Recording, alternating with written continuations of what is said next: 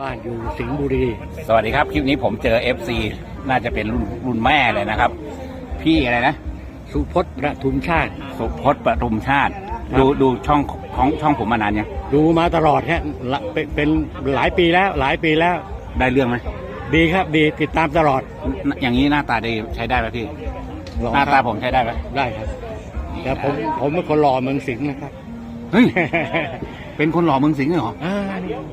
สมัยหนุ่มๆนี่หล่อ แล้ แล้ว ว แม่หนุ่มจะให้ดูรูปจริงไหมแล้ว โอ้ยสมัยหนุ่มๆนี่เป็นพระเอกได้เลยดิ ได้เลยครับ นี่นะครับ ได้เลยครับ ในวัย80กว่า 83แล้วครับ รักษาสุขภาพยังไงครับ ก็ปกติทั่วไป ครับ ทั่วไป ทุกวันนี้ยังเตะปี๊บพอดังไหม ได้ แต่อย่าพูดดังนะครับเดี๋ยวแม่บ้าน สิบนาที เดี๋ยวแม่บ้านได้ยิน นี่นะครับ เจอ FC ก็ต้องทักทายแค่นี้นะครับ ขอบคุณที่ติดตามทางช่องนะครับ พี่อะไรนะ สุพจน์ประทุมชาติครับ สุพจน์